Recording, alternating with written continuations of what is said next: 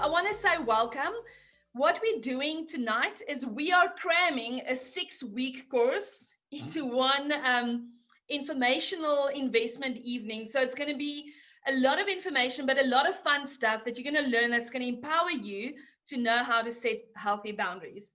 So I have this really wonderful tool that we can use called Mentimeter, and I'm going to share my screen. So what it does is you can actually look on your phone while doing this. So this will be like following the presentation on your phone. The nice thing about it is you can take screenshots of the notes. So when there's something that pops up that you really like and you wish, man, I could have written that down, just take a screenshot. And then you'll have all of that here and there. I will share it on the screen as well. So how Mentimeter works, and I'm going to share, Kulani is sharing the link in the chat for us. You will see Mentimeter. If you follow that, you will go to our presentation. And I'm just going to share it on the screen as well.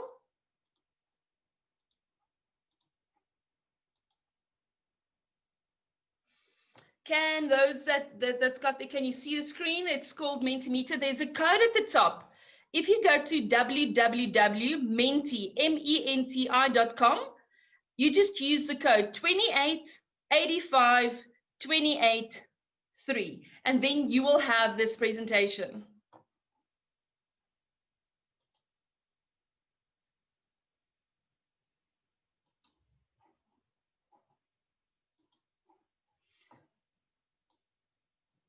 If you can more or less give me an indication that you've managed to follow that on your phone, those who's not zooming from their phones, you will find this screen on. So follow the link, give me a thumbs up, those who can, so that you've come right with Mentimeter. You're actually looking at the presentation on your phone. I'm seeing some thumbs up. The nice thing is we're going to actually have interaction moments. So you would want to join on your phone because there's places that you can vote and share words, and so we can see how everyone's doing. So it's a fun way of participating in tonight. So show me some more thumbs up. You'll see at the bottom of your screen, you can actually, there's a little image that can give a thumbs up. So once you've done that, please show me that you've managed. I see Caitlin's got a thumbs up. Okay. In the chat, same thing, just follow the link. You can open it on your phone or just Google www.menti.com, code 2885283. Okay. Can I start? So the first thing I want you to do, once you've opened that on your phone, you will see there's a little screen that's going to appear now that asks you, what do you struggle with the most when it comes to setting boundaries? And then indicate which one you struggle with the most. The first one is knowing what your boundaries are, because sometimes we don't know.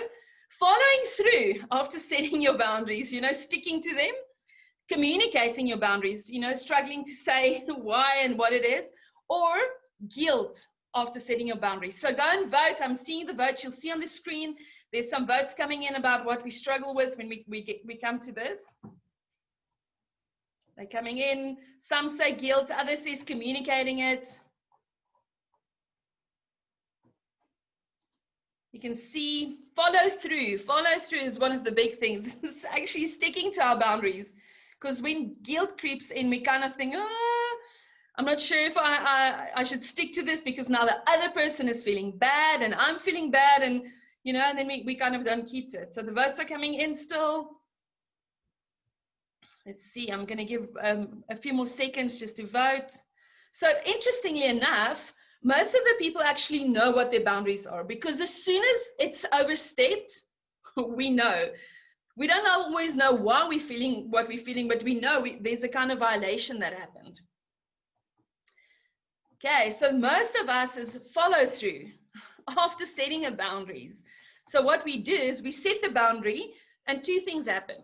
Sometimes we set a boundary very extreme, because at that moment we want to get control back, and then we actually set a very extreme boundary and then we don't follow through.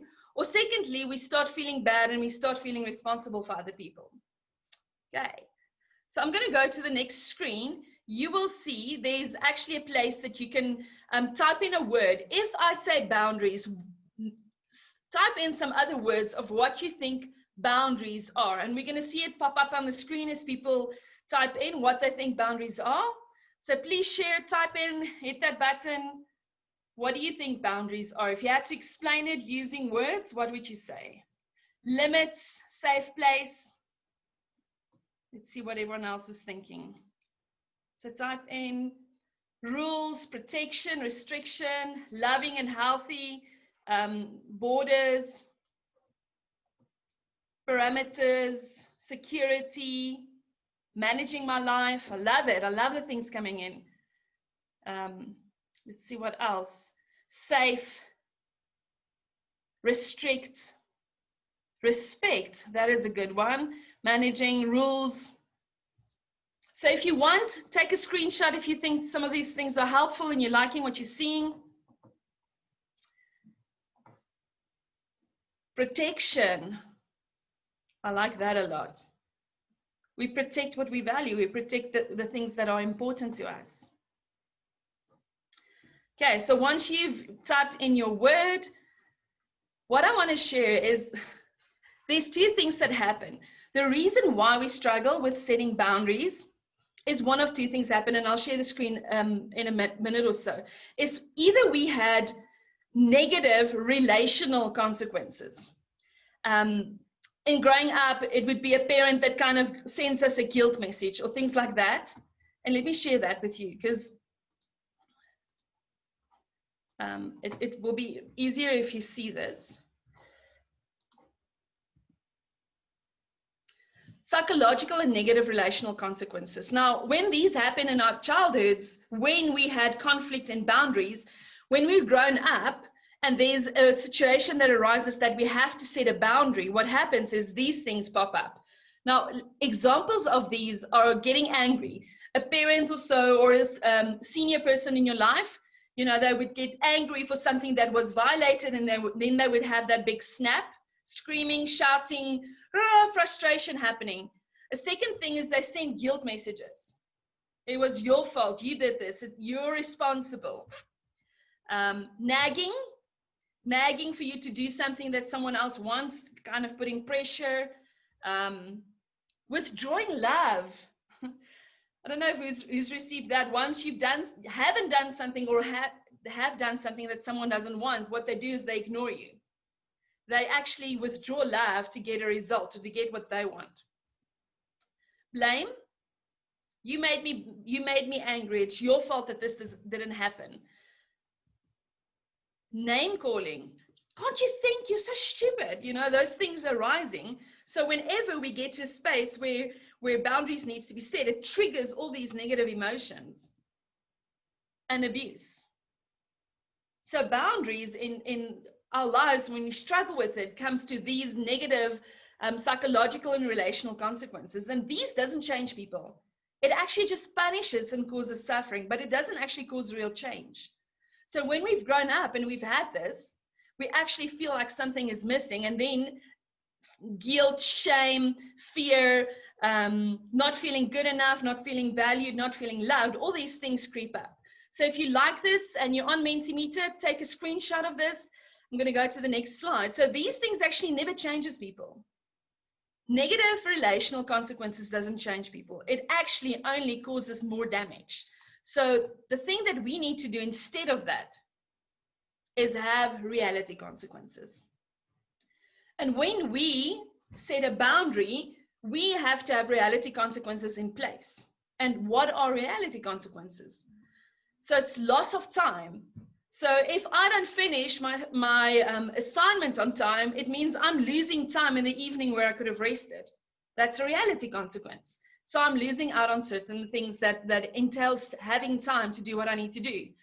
If we think in the context of kids, time to do the fun things they want to do because they have to finish their chore or their duty. A second one is losing certain things like privileges. Unfortunately, because you haven't done your homework, you're not going to have Wi-Fi for today or for the week. That is a privilege. It's not a right, except in COVID time when there's schoolwork that needs to be done online, then it needs to be there. But I mean, if it gets to playing games, it's a privilege. So losing things in reality consequences, even in our relationships. If you speak to me in a manner over the phone that's condescending, unfortunately, I'm not going to take phone calls until we can speak in a proper manner. So you're going to lose the privilege of speaking to me over the phone. We can text or we can email. That's a reality consequence. It's not a negative emotional consequence. It's just creating the reality. Another one is money. If you are involved in breaking something that's important to someone else, you have to replace it. It's a reality consequence. Screaming and shouting and calling someone some stupid or reckless or whatever is not going to change it. They're going to pay the price in reality consequences. Loss of possessions. My sons used to fight over playing with the one toy, and then I would just take it and put it on the shelf where they can see it, but they're not allowed to play with it until they learn how to share. So then the next time I want to take something away, immediately like, okay, you first, and then I will go. And then they bargain with one another because they lost something so that was a reality consequence. And then things they enjoy. So unfortunately, you won't be able to join us for sitting in the Netflix series. Or if there's friends that constantly causes damage or pain, so unfortunately, I won't be joining for coffee. It's a reality consequence because I'm not putting myself in an environment where I receive damage. And then people they value. So that those are all reality consequences. But when we've experienced negative relational consequences, whenever we have to set boundaries, all the guilt and shame and fear arises. And that's why we struggle. So it's good to understand the difference between the two. And knowing reality consequences, it's looking at the facts. What is the reality in the situation? What is the price to pay when there is damage? And that's why we have boundaries, because we protect the things that we value. Does that make sense? Good. Now I want you to vote. If you look at Mentimeter, what do you, and be honest, because we're not going to see who votes for what, so don't worry, I have no idea who that is. This is totally anonymous. But what is the ratio between sometimes feeling responsible towards people or feeling responsible for people? So let's see how this goes. So if you can rate that, what do you struggle with the most? Feeling responsible for people, their emotions, their consequences, their struggles, or to people for your own stuff? Votes coming in, mostly 2 people.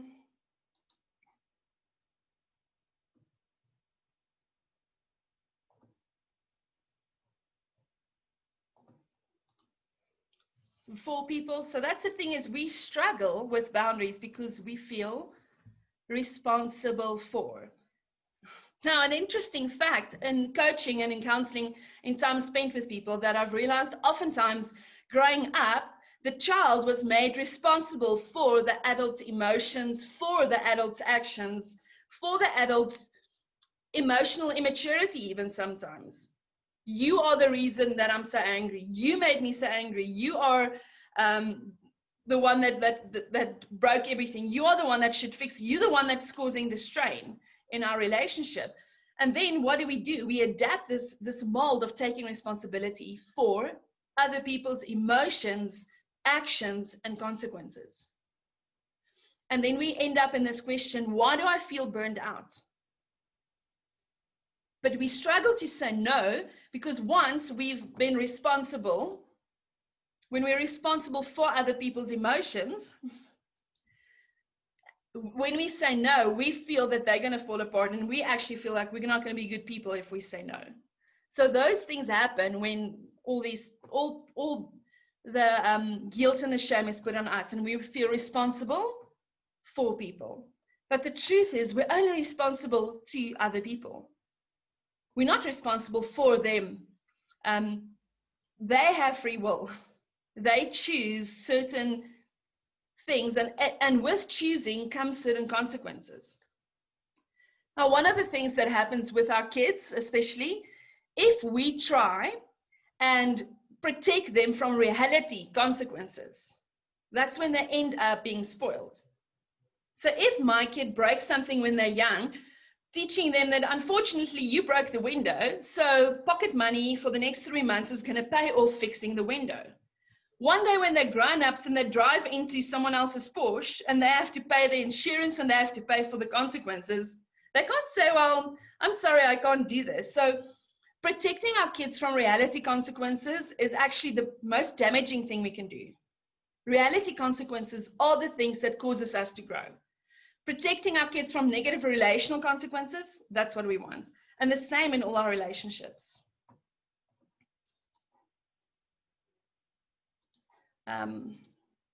So it's interesting if you look at the votes, it's kind of like 50-50. Sometimes we feel responsible for, sometimes we feel responsible to. And that is the one thing that causes the biggest lack of follow through in our boundaries, setting our boundaries.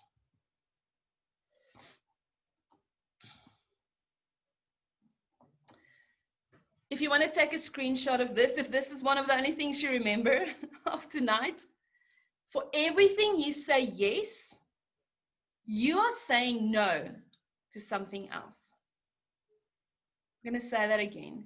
For everything you are saying yes, you are saying no to something else. So if someone asks you for something and you're saying yes, you might be saying no to family time. You might be saying, if at work, oftentimes at work, someone says, oh, I'm a bit struggling, then they haven't been doing their part.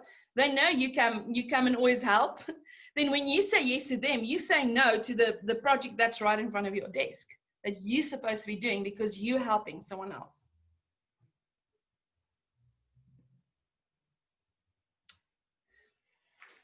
We don't have boundary problems. We have value problems.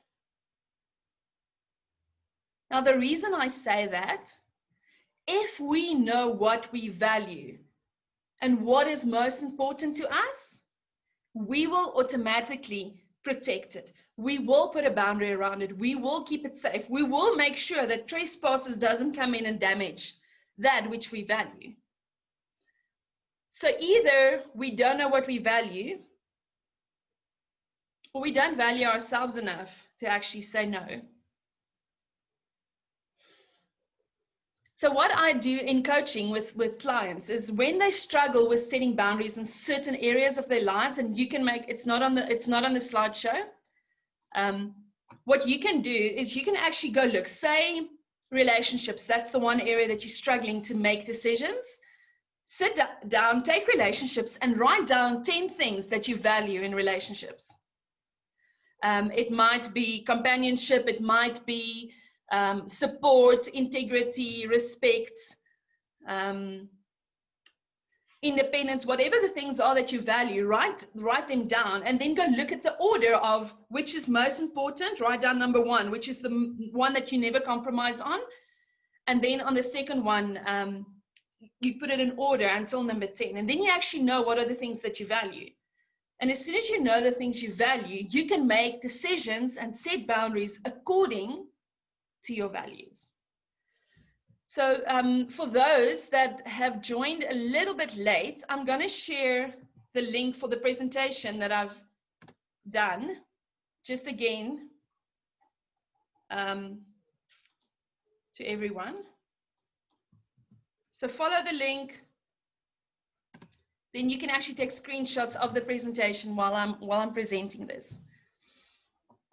Now, in life in general, if you want to just do your life values, go write down the 10 things you value in life. Usually it's things like family, relationships, health and fitness, finances, religion, all those type of things. We write down the things we value. And as I'm saying this, I'm sure you're thinking of things that's really important to you.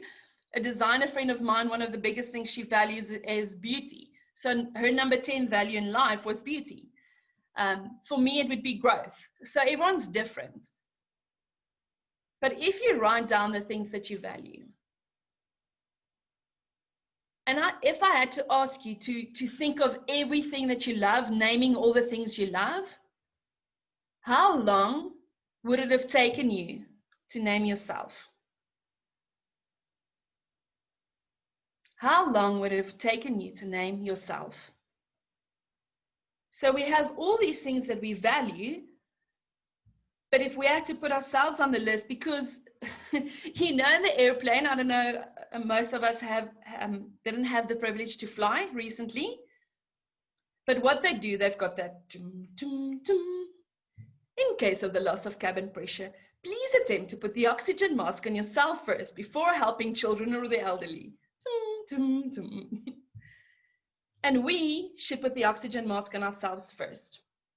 But what we do is we rush to do it with everyone, help everyone else. But if I die, I will be of no value to anyone else. And the same with values. If I do not put myself as a high priority on the list, I wouldn't have been able to serve any of my relationships, friendships, family, kids, work, if I'm burning out. So I value myself enough.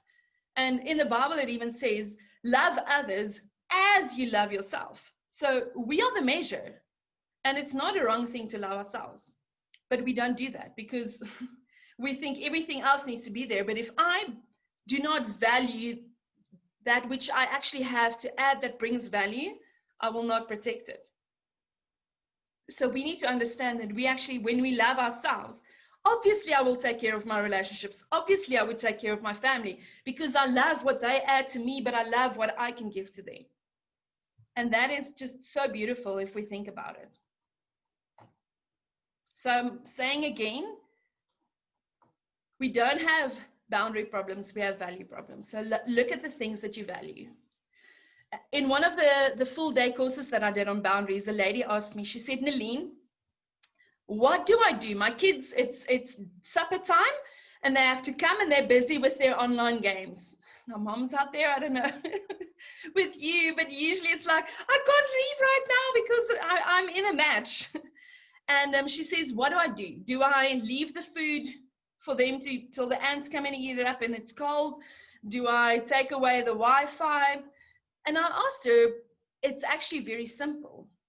What is the thing that you value the most in that situation? Do you value instant obedience? Them responding and coming immediately when you talk? Because then obviously you sculpt the consequences around the instant obedience. Or do you value family time, sitting around the table and actually sharing time together? So if you know what you value the most in that situation, it's easy to put down the boundary.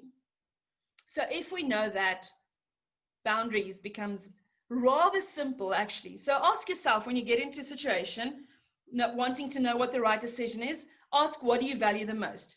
Do you value integrity? Do you value someone taking ownership?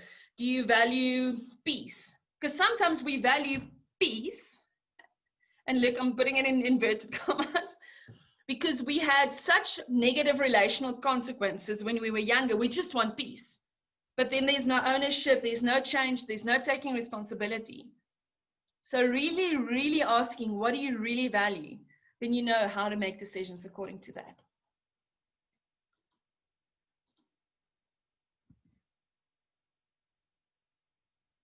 So if you want to take a screenshot, you can do that right now. When we know what we value, it is easy to know how to protect it. So let that sink in a little bit. We are allowed to value things. But in this world, oftentimes people ask us to value what they value. Isn't it interesting when someone asks me to do something for them and I say no, then I'm the selfish one? It is actually so ironic because they're demanding something, they want something for them, and when I say no, I'm selfish. It's very interesting. Manipulation, blackmailing, manipulation, intimidation, and threats.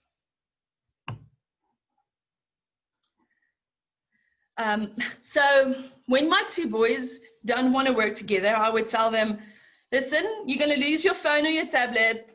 for the next hour if you don't work with immediately. And then they would be very quick to say, Mom, that is manipulation. And then I would just tell them, no, it's inspiration. So oftentimes manipulation is a reality in our relationships that we're facing. So I want to share the screen again, and you can go to your cell phone and go look at this.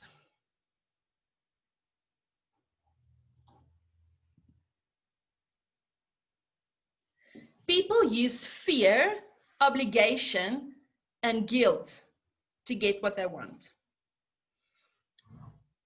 A very simple way of explaining it. Someone would come, and your friend that often struggles in relationship problems would come and kind of, ask you to be there for her now. But this is I don't know how many times that she has the same cycle that she's repeating, and you're actually on your way out to go do your morning jog, but she's phoning you in tears and she wants you to oblige now and listen to the whole story of how this guy's broken her heart.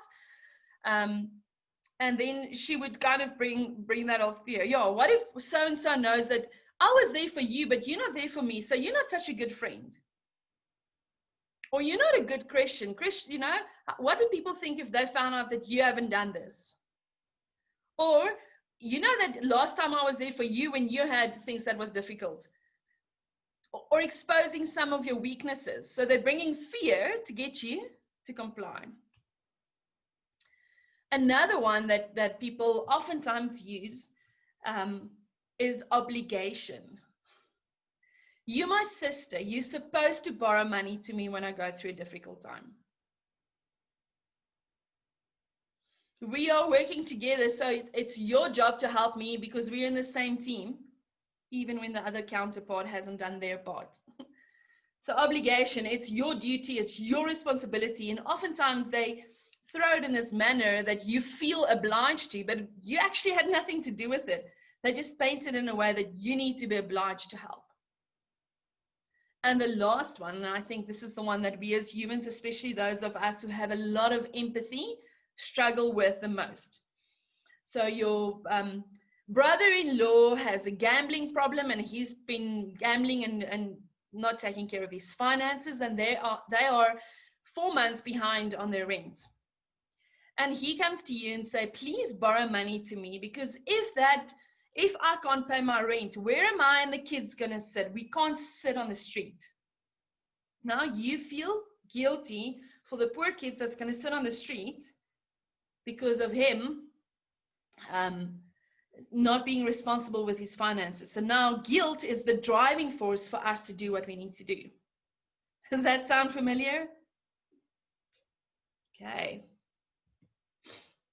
Now it's interesting. So that's what I say. It sounds funny, but you've just been fogged. Fear, obligation, and guilt. They've just used that to get you to be motivated to do what they want to do. So how this whole scenario plays out, first the demand. Okay, if you can't really listen to how so-and-so and I have broken up and how he's broken my heart, I guess it's okay. So another friend kind of brings the demand, or it can be more severe, like, I'm going to take custody of the kids. I want custody of the kids. So there's different forms of the demand coming through. And then the resistance. In your heart, you really want to go jog that morning. So you kind of resist. You want to listen to your friend. You want to be a good friend, but you don't have the rest of the day to do your jogging if you don't do it in that hour. Now you kind of like, you're battling on the inside. We've all had that, should I, shouldn't I, should I, shouldn't I?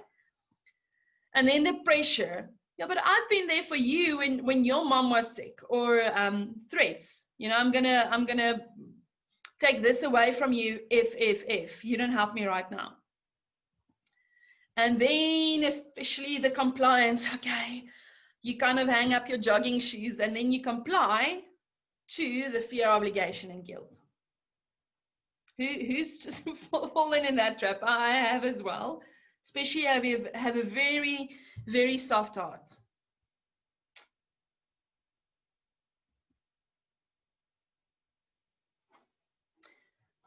So now the big, most important part of this whole thing is the drama triangle.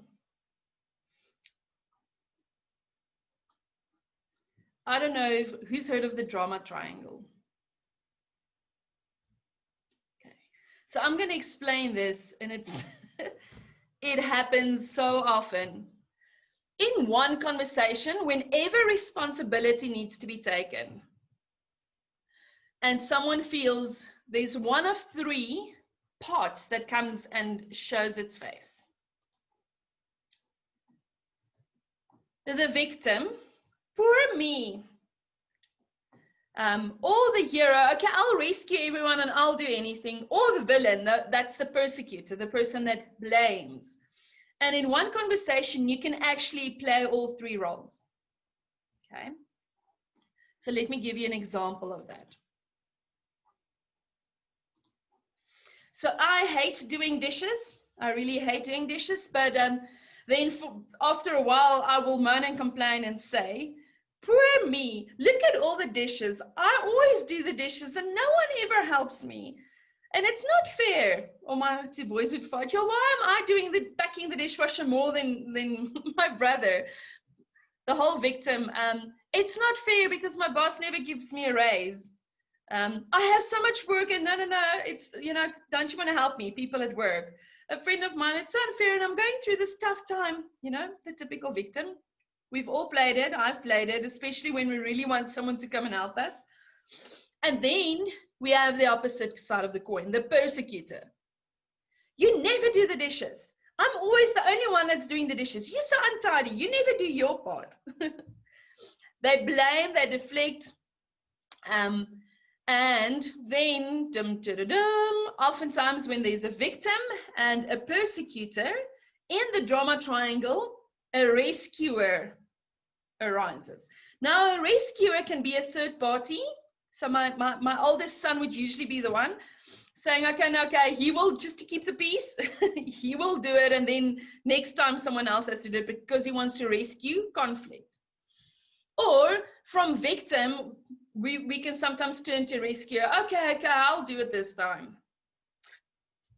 So let me share this with you, just the typical traits, and then we'll have a little bit of a discussion on this.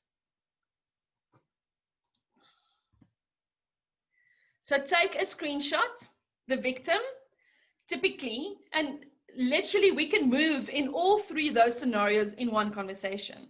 The victim often powerless, dependent on others, avoids taking responsibility, blames, stuck, helpless, poor me, ashamed. They actually seek someone to rescue them from their negative feelings. Those that always have something to complain about? They just want someone to understand and rescue them from all their really horrible times. And interestingly enough, the victim blocks finding a solution.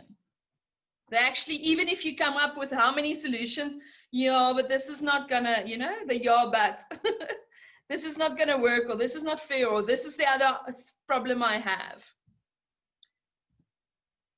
The persecutor, take a screenshot if you want this. The persecutor, they're actually the problem. They're the grumpy one. They dominate, they blame, they actually deflect. They actually fear being the victim. They don't ever want to be the victim, so they actually fear that. They dominate with anger, feel lonely, looks for connection, inability to change. They're usually dissatisfied, blames, criticizes, deflects, abuses, uses guilt to control, sometimes uses drug and alcohol to cope, rigid, authoritative, controlling, superior. Okay, so sometimes all of us go into the persecutor mode. You never take responsibility. You always, but if you just look at this and own your part, we kind of like do that. Now, the most interesting one in the whole drama triangle, and I'm sure you've been thinking about people in your life who's played some of these roles. Even at work, you could sometimes just sit and listen to conversations happening, and then you hear victim, persecutor, and the rescuer flying in. Now, let me tell you this. The rescuer is actually the most dangerous part in all of the drama triangle. Because the rescuer keeps the victim because they feel empowered when they can rescue. They're the superhero. But they keep the persecutor too. You can take a screenshot. They ignore actually their own emotions because they just want to rescue the situation. They seek victims to rescue, and you can have the controlling parent, oh, you can't do it, let me. Or the almost rescuing parent, oh, shame, I see you struggling, yeah, let me help you. That often feels taken advantage of, and then that bitter resentment builds up. It's a pain reliever to rather help others with their issues than facing your own. They actually fear not being needed. My friend didn't ask me to help. I'm usually the one they turn to when. Enabler, the martyr, they discount themselves. They need guilt to control the situation so that they know what's going on and they can rescue. Overstressed, and they create codependence. The rescuer enables the rest.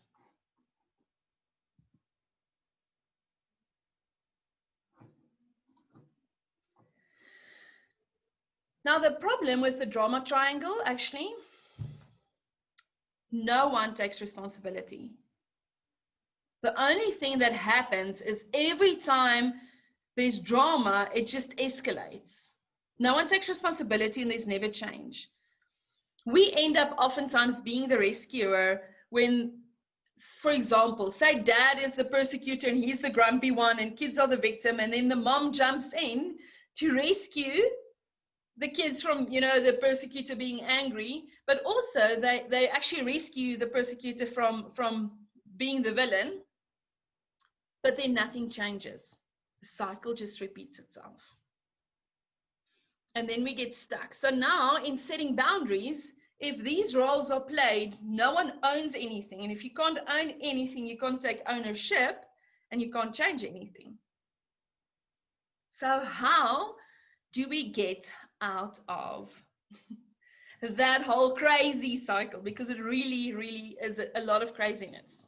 Who's experienced that? And I mean, I personally have played all three roles very eloquently in different scenarios, depending on the one that suits me. So now my youngest is Levi. He's my strongest, very opinionated little boy, very strong leader. So one thing that in my household is I hate picking up clothes after them. But obviously they want clean clothes. Now, I can constantly be the persecutor saying, I always have to tell you what to do. You never take responsibility. No. You will never grow up and be responsible. If you can't even do this now, how are you going to do this in your own household, Or I can be the victim and say, we don't even have a maid in this time and it's so difficult. I'm doing all of this on my own and you never help me, and, kind of play on their emotions to get them to help. Or I can be the overly rescuer. Shame, they're also going through a tough time. It's been COVID. They haven't been seeing their friends. So let me just overly rescue them. Nothing changes. So how do I get out of this? And I have a really very easy step-by-step solution for this. So you can take screenshots as we go through the steps. And it is simple. And I think some of you are going to be like, what? Does this really work? It really does. But it asks of you to have follow through and to deliberately decide to not be stuck in the drama triangle. So here's how we do this. First, have an agreement. Set up an agreement. We have that at work. We have job contracts. Even in friendships, there's certain things that we have agreements on. If I do my part and you do your part, we can do so much more together. Now, a beautiful agreement would be, they don't want to wash washing, I don't want to pick up clothes. So whatever is in the washing basket gets washed. Whatever is not in the washing basket does not get washed because I'll do my part, but they have to do their part. So we have this agreement. Sounds simple? Yes and no. So set up an agreement beforehand and clarify who's responsible for what. So if I'm not able to do my part of the agreement, if the washing machine breaks, obviously I have to renegotiate the agreement. So there's always space to renegotiate, which makes me think of a friend of mine. We had a conversation that oftentimes what we said yes for initially in an agreement, then some of the terms change, and then we feel, yeah, but I'm a person of my word, so I have to keep on saying yes. But the agreement changed. So what happens is what I said yes for is not what I'm saying yes to now. And then we feel guilty to change that. But then we have to renegotiate. Because if what you said yes for here is not yes for here, you are allowed to say, but this is not what I said yes for. But we feel like we're a person of our word, so we have to say yes. No, renegotiate. Now, now little Levi plays cricket on Tuesday. And he comes home late because cricket is a long game and he's still doing all his homework. And I mean, he went to bed way over bedtime because he had to finish all of it. And he takes his cricket clothes and leaves it next to the bed. Wednesday's washing day. And then Thursday morning, he's playing another match. So what does he need? He needs his cricket clothes. That's white, getting all those green marks out of the cricket clothes. You know, so it looks pretty horrid after the match. Now Thursday morning, he wakes up and the cricket clothes was not in the basket. It is still right next to his bed. Now there's a few things. I can be the persecutor, but why didn't you put it in the washing basket? What are we going to do now? Now I have to wash it, rescuer, turning over into rescuer mode. I will and take off work and bring it to school before the match. Does Levi learn how to take responsibility? Or Levi can leave it there and then it's not washed and he can turn into the persecutor. You're not a good mom because good moms help their boys and they do the washing and, you know. Or he can play the victim. Poor me, coach is not going to let me play because I don't have clean clothes. What am I going to do? And it's, I'm in this raw situation and I worked so late and all these assignments and all these teachers are so bad for giving me all these assignments, and he plays it. Or he can play the rescue and say, Mom, if you help me to fix this scenario and wash it quickly for me and bring it in break time, I promise I will do the washing for the next 3 weeks. And then he goes into rescue mode.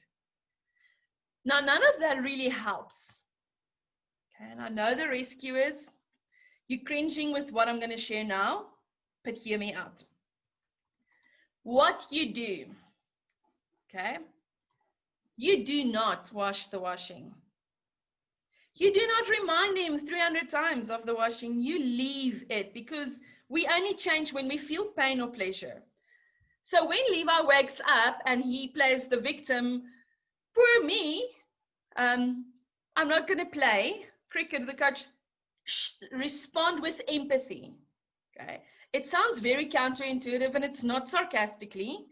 It's really having empathy. Shucks, Levi, it would have sucked if I didn't have clean clothes for my match as well. I understand your frustration. What happens here is such a beautiful thing because I'm not picking up the responsibility for him. He needs to own it, and the agreement becomes the enemy, not me. But he can play the whole part. He can play the, yeah, but you're supposed to help me. You know how late I worked and how many assignments the school gave me and how the cricket game was far and we came home late and whatever. Sure, it has been a tough time. I understand that. And in your mind, you're thinking the washing basket is 2 rooms next door. It's not such much effort. But showing empathy, it is so powerful. There's even a story of a principal, this old lady, and they were on the rugby field, and the one dad was freaking out at the ref, and he was stomping over the rugby field to the principal, you know, wanting to complain how horrible the school is and how frustrated he is. And she was standing there holding her hat that the wind doesn't blow it away. Do you know what she said to him? Sure, I hear and I understand your frustration. Tell me, what do I do with all your energy? As soon as you respond with empathy, you actually take a lot of the emotional chunk out of the situation. Responding with empathy is as simple as this. It's noticing the emotion and acknowledging it. Sure, I would also have felt frustrated. I can imagine it is quite embarrassing if I have to wear dirty clothes. I wouldn't have liked that either. I understand that you've been working hard and it's been late and there's a lot on your plate. I'm teaching him time management for owning his own stuff. It's hard because I know now on the inside the rescuers are cringing and they were only just like, oh, shame, because he's worked so late. But the same with work. When a colleague comes and says they've been having all these stuff and the boss is just mean and horrible and expecting all these things from them, then you want to rescue. Or your boss comes and hands you something a few minutes, like half an hour before closing time. That's a 4-hour project. Now, what do you do? Because now the boss can also play the victim and saying his top management only gave it to him now and this needs to be done. How do you respond? Sure, I can understand it's frustrating. What I can do is I can work for the next 30 minutes. I will work and the first thing tomorrow, I will do the rest. Because the agreement was that you work until 5. You can renegotiate the agreement on that spot and say, okay, great, I can help you after hours, but then Monday morning I'm taking off the 4 hours. Then you're renegotiating the agreement. But showing empathy, saying, sure, I can understand it's frustrating. I would love to help, because that's another thing. Oftentimes if people come and they want to throw their stuff on you because they haven't done their part, you can tell them, I would love to help you. I have this assignment, so I can check with the boss if I can do it later and I can help you with yours, or I can help you on Wednesday. But when we've been the rescuer, it is tough to show empathy. But empathy is so powerful. It's a response. It's identifying the emotion and saying, I would have felt the same way. Now, the third thing is stick to the here and now. Now, I can tell little Levi and say, listen, we've had this conversation a million times. You never pick up, bringing in all the old stuff. That doesn't change. And oftentimes they would bring in other stuff. The kids would say, yeah, but last time you also didn't even think about me and you didn't even see that I was struggling and you're not helping me. Bring it back to the here now. I hear what you're saying, but we're talking about the clothes that wasn't in the washing basket on Tuesday. Constantly bringing it back to the here and the now. Current affairs and the divert happens very quickly. Then it brings in the emotions and all of those things. So step number 4, stick to the facts. Okay? If you put your clothes in the washing basket, I could have washed it. If you renegotiated and said, Mom, I can't do this, would you help me? Then I would have asked you to help me with washing the car on Saturday, and then we renegotiate. But sticking to the facts. Point number 5, avoid at all costs any emotions. Do not include emotions in getting out of the drama triangle. I feel so frustrated. I'm so angry. You disappoint me. we use that one often. Or someone else uses it. And you can, again, then empathy. I can hear you disappointed that I'm not fulfilling what you need right now. But unfortunately, I have this deadline that I have to finish for work. Levi, I understand your frustration. I'm sorry that this is the situation. But bringing in, I'm so angry, you always make us late, and now right before we have to go to school, it's not going to help. Just stick to the facts, stick to the here and now. Do not include the emotions. And it takes a bit of practice because the loop is going to try going again. Getting out of the loop. And then the last one in this, return to the agreement. So whenever you identify that someone else is playing the drama triangle role, get back to being the adult, have an agreement, show empathy, stick to the here and now, avoid emotions, stick to the facts, and get back to an agreement. And sometimes renegotiate the agreement. But this is how we set boundaries. So My boundaries with the washing is wanting to teach my kids responsibility. And that's why I stick to it. And obviously, certain house rules. The other one is tidiness or neatliness. But the biggest value there is responsibility. It's not necessarily neatness. And sometimes we put so much energy into the neatness and we actually miss teaching responsibility with any of our other conflicts. So another thing that is quite helpful when we have boundaries that's being violated, communicating our boundaries. Say someone is speaking very loudly to me over the phone. I can just first of all note and say, do you realize that you're raising your voice? And then when they continue, you can actually in a polite manner say, I understand and I can hear your frustration. I would love to have this conversation in a civilized manner, stating how I would like this conversation to be. I value having good conversations. If they carry on screaming or shouting over the phone saying, listen, I would love to speak to you. So what I'm going to do is I will phone you in an hour's time when we can have a peaceful conversation. Because I would love to speak to you, but not in this manner. If this person continues to constantly always scream over the phone, for example, then you say, I value civil conversation, so we can do this over email. Unfortunately, I won't be. But you don't start with putting the phone down and saying, listen, I'm never going to speak to you again. You start by stating what you value. And then by reinforcing what you value, and then saying, let's renegotiate what's happening here so that I can protect what I value. And then if it's still being violated, listen to this, this is very important. Setting a boundary is not manipulation. Setting a boundary is saying, this is how I am going to respond when you do this or that. You can do whatever, but I'm going to move whatever is valuable to me to a safer place. So I'm going to do this. You can carry on, but I'm not going to be part of this. So it's not a threat saying you must, you should, or any of those things. Does that make sense? Boundaries is only stating how I'm going to respond. And that is called self-love, loving myself enough to say, this is valuable to me. Now, if I ask you to think about the people that you respect the most in your life,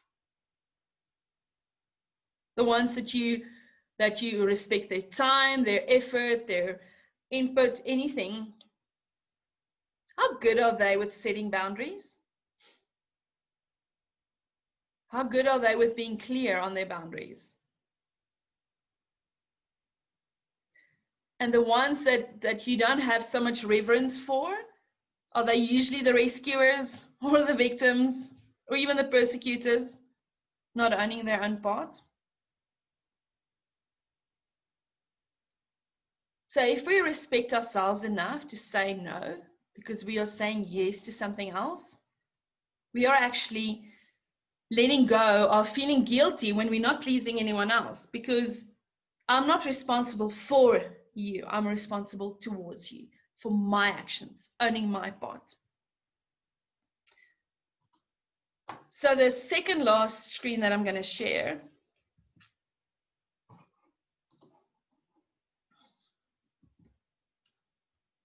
burnout and boundaries. We burn out when we own more than our own part. Now, this is such a beautiful analogy. If you look at how we build bridges, engineer-wise, you build 50% from the one side and 50% from the other side, and they meet in the middle. There is no ways that with gravity and everything else, you can build a bridge past the 50% mark. If you do that, the bridge will collapse. So in setting boundaries, in relationships, in work, if I do my part 100% of the 50% and you do your part 100% of the 50%, we can do so much more together. But unfortunately, when we start building past our 100%, because I will give you 100% of my part, and I build past it, things are going to collapse because I cannot own your part. But just like that, you cannot own mine. But we get to a point of burnout because we're struggling to say no. We're struggling to say no because we had negative relational consequences while growing up, not reality consequences. We struggle to say no because we felt responsible for, not to. We struggle to say no because we do not always know what we value in that moment. What is the most important thing? And then we can set a boundary around it. So knowing that we are responsible to, knowing what we value, and knowing that ownership actually empowers someone else, enables us to get rid of the guilt. So the last one is, if you have a question, please type it in now. If there's something that's burning that you would love to find out, or something that you have a question about, you're welcome to ask this.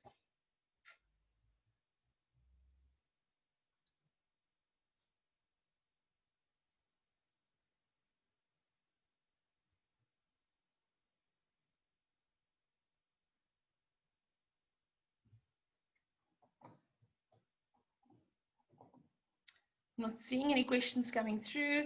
If you want to, you can type it to me in the chat as well.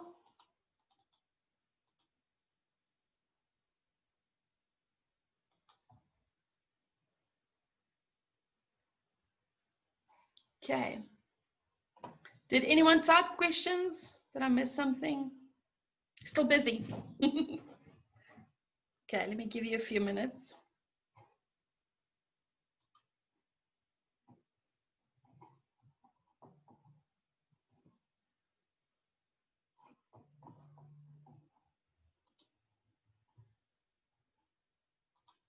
If there's anything else, maybe if you want to put it in the chat.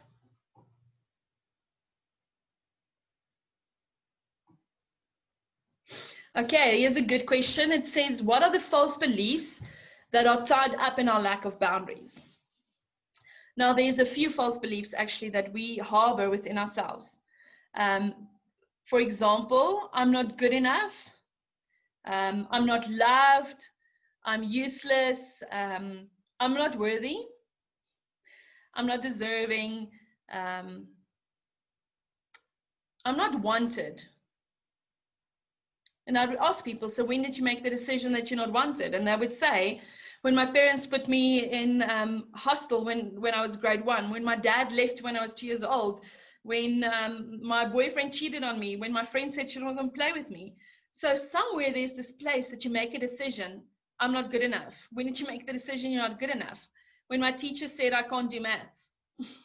When I didn't make the first team.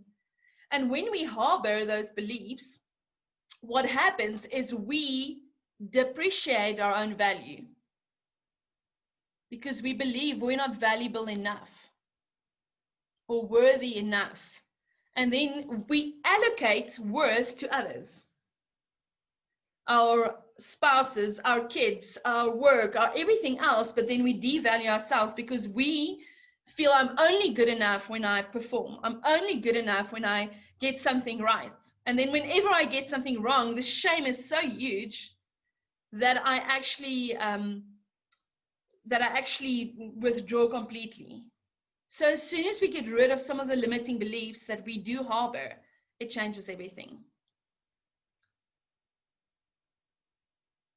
Oh, someone's asking, please say it again. Boundaries is only stating how I will act when certain things don't line up with my values.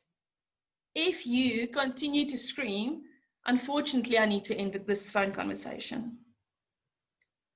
So it's saying, if you want to continue doing this, I'm not going to be part of this, so I'm going to remove myself. It's removing whatever is important to me. So there's another question. So there's this question, with having the love language and acts of service, sometimes not experiencing love because they don't get back what they want. Love languages and boundaries. I think a really beautiful part that we actually have is having an agreement,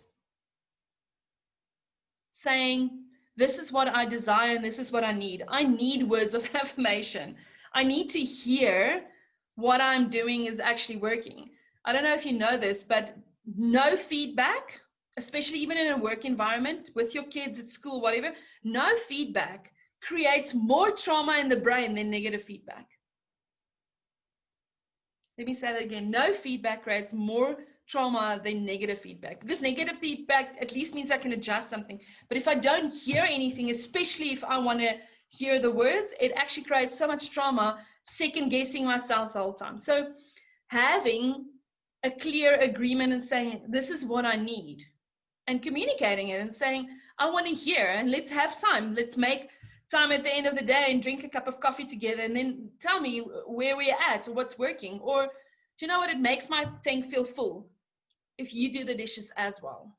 So it's asking in a positive way, saying, it makes me feel loved. It makes me feel appreciated. It makes me feel valuable.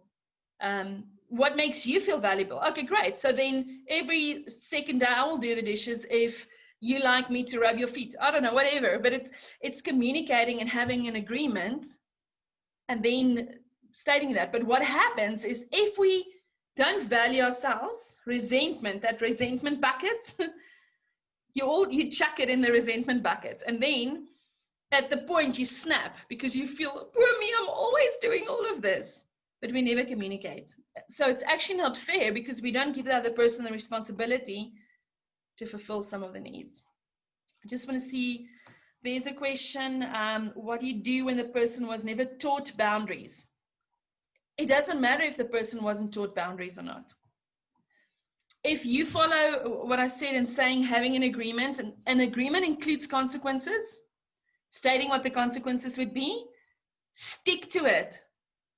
The question is, why do you stick to it? Because you value you and you value whatever you value. So even if a person wasn't taught boundaries, you can still respond and say, this is how I'm going to act. So if you scream, I'm going to put on the phone.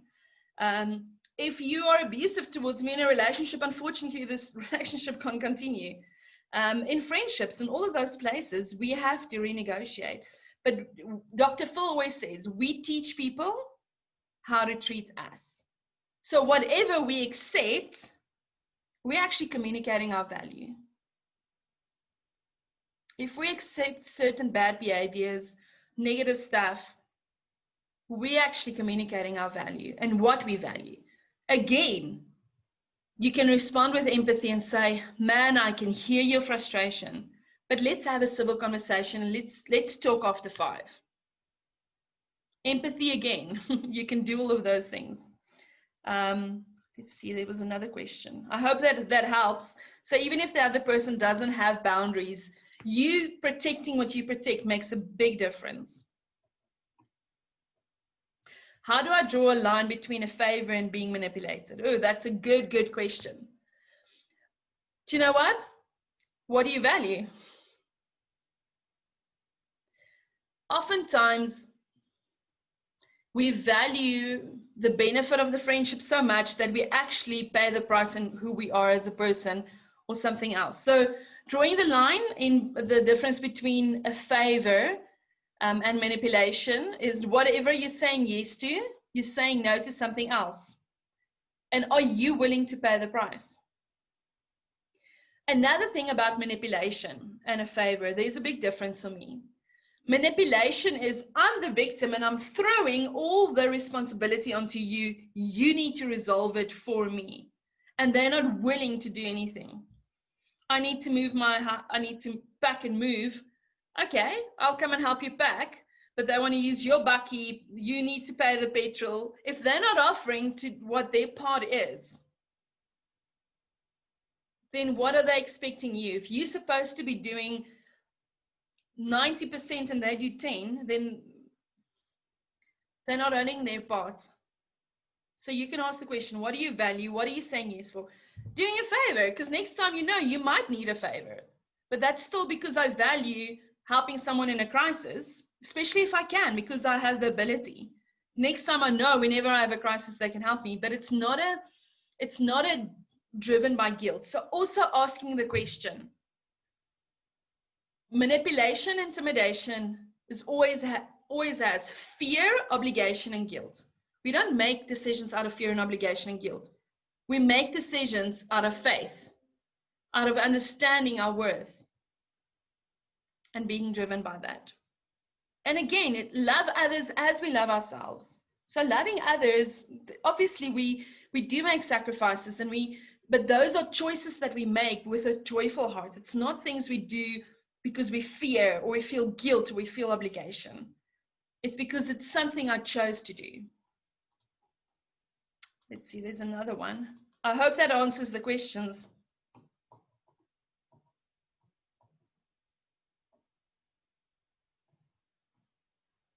Okay, so this is more saying, it's not really a question, but what happens is you kind of lose yourself so much in making everyone else happy. We're so used to playing the part in making everyone else happy that no one actually knows that on the inside, I'm dying a slow death. Because what are you saying? Every time, I do not count, I do not count, I do not count, I do not count. How long can you say that to yourself? Because if you do not count, then why would you want to make everyone happy if you feel you don't even have value to add to anyone's happiness?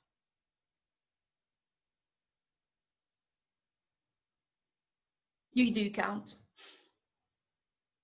You are valuable. You are worthy. You are loved. Your happiness counts too. And that is one thing that, and I know some of you joining doesn't even know, but we're part of Doxa Deo, which is a church. And one of the things that for me is so beautiful about the word is the one thing that stood out with Jesus is wanting to end suffering. And oftentimes there's so much suffering on the inside that we just feel we have to, because we deserve suffering, because we had so much suffering in our past. We recreate suffering in the now because that's the only known thing that we have.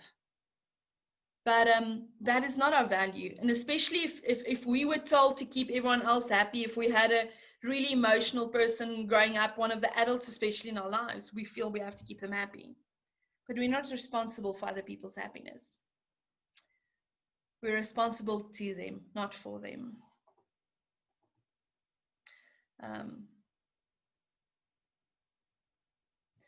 There's a question saying, any advice in rediscovering your own values? Go sit and make a list.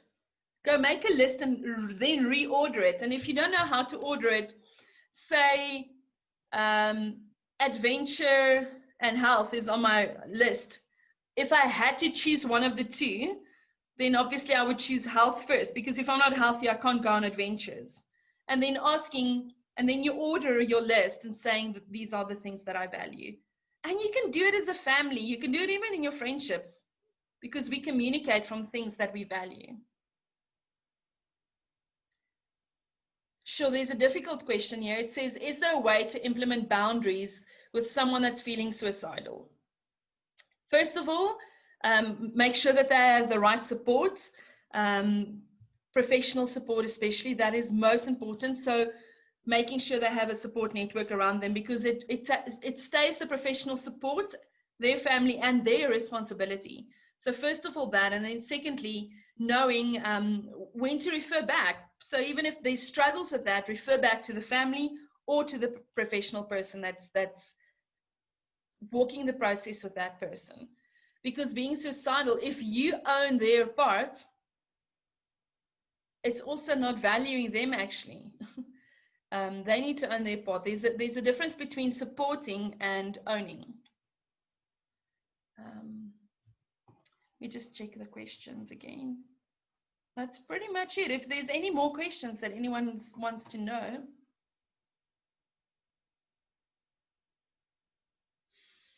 So I want to ask if you are comfortable just to switch on your camera, because we're basically at the end of our evening, and I just want to say hi to some of the faces.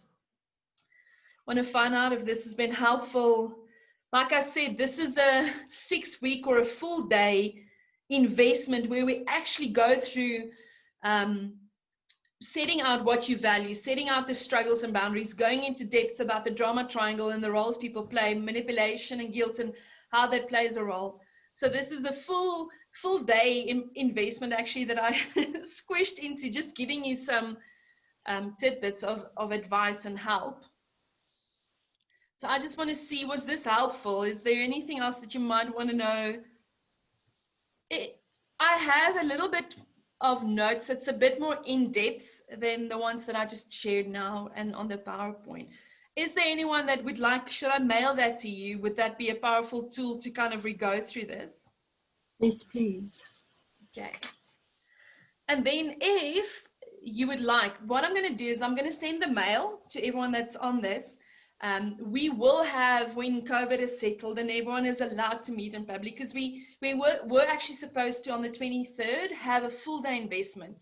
But just with everything else, exposure and having lunch and eating together and having people, you know, I think we were about 40 people last time in one venue is just, for me, for a whole day, just not worth the risk. So we decided that we're going to postpone it.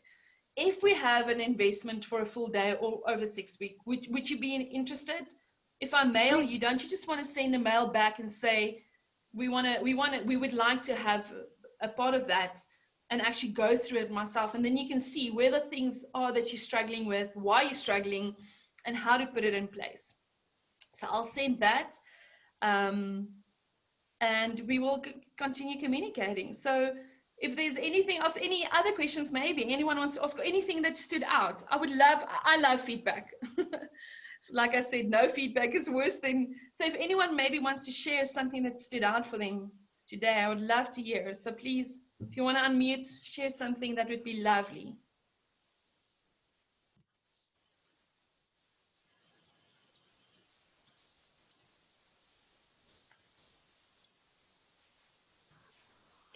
If I can say that the drama triangle really stood out, I never thought of it that way, that there's a victim and a villain and a hero, although I know that you do play sometimes the victim and the villain, but or the hero, but I've never thought of it, you know, explained like this. So that really stood out for me. And it's actually so simple. We've been stuck in the triangle so long that we recreated.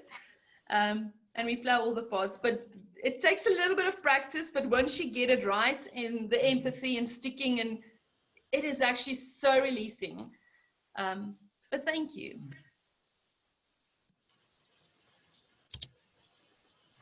Anyone else? Okay. So I think then we have drawn to an end of this evening. I'm going to mail you all the notes. If you have any further questions, or if, like, for example, the person's stating about the suicide and you know, please ask for help. You do not have to walk all these things alone. And if you're struggling with your boundaries, make sure you get to someone that can set out your values, see a coach, see a counselor, but walk out these things, because as soon as we have those in place and we know what we value, I tell you, our lives change. It makes making decisions easier, getting rid of the guilt, the follow through.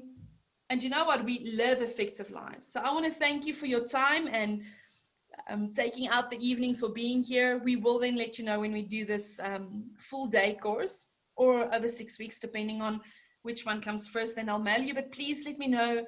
And I'd love to, if there's something that stood out and you want to send some feedback, please respond on the mail. Feedback is beautiful. If there's something we can change, that would be beautiful. That would be perfect as well. Thank you so much. So please contact me on my email. Have a lovely evening. If you want to still stick around a little bit and ask questions, I'll be here for a few more minutes. Those that needs to go, I know it's a school night, so you can wait, you can go, and you're welcome to be released. Thank you very much. Thank you.